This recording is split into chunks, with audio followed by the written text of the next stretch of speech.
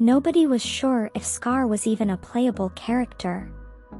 Some said he wouldn't be playable because he's a villain in the story.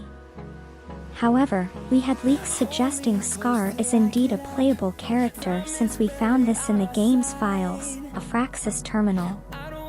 This suggests Scar could become a playable unit in the future.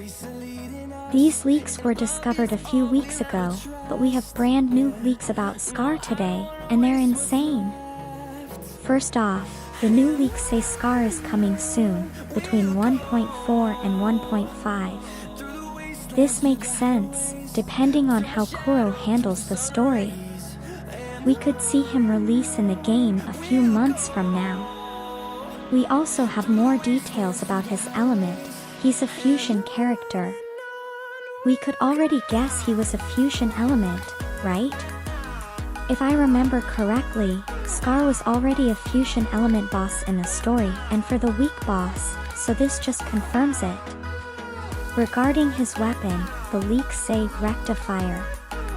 Keep in mind, these are leaks and can sometimes be wrong or change. So, take it with a grain of salt. The same thing happened with leaks about Z. They first said she was a support and then changed to sub DPS, which turned out to be the case. So, Scar being a rectifier unit isn't confirmed yet. It would make sense since he throws cards to fight, or maybe he could be a pistol user as well. That would be really cool. Let me know in the comments which weapon you expect Scar to use when he releases.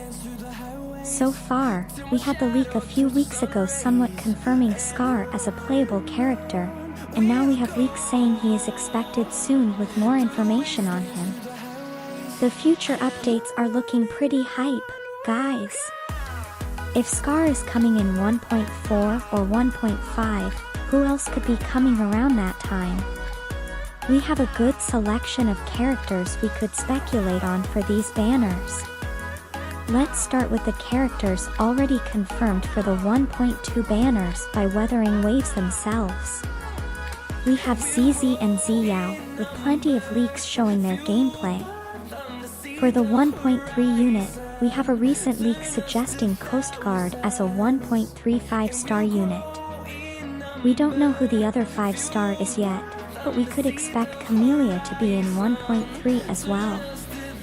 We had Camelia's sound effects leaked, and I made a video on that.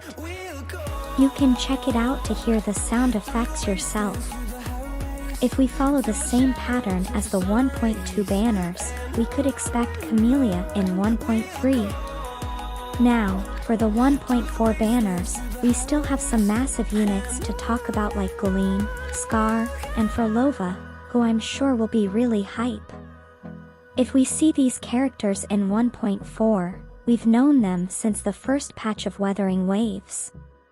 Looking at this roadmap, we can cross out ZZ and Xeno since they are confirmed for 1.2. This gives more accuracy to the roadmap.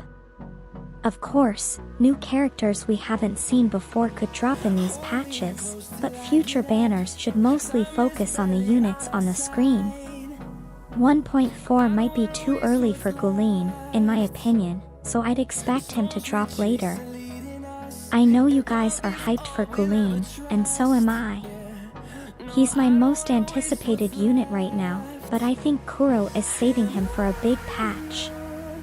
We might see Scar and Frolova dropping in the same patch, which would be insane but highly unlikely. Still, there's a chance. It would be around 10%, but Kuro might make a crazy patch with that. Frolova is the main bad guy in the story right now, so they'd have to rush the story to release her this early. Remember, this is all speculation. It's early to tell which units will be coming in the next 2 to 3 patches.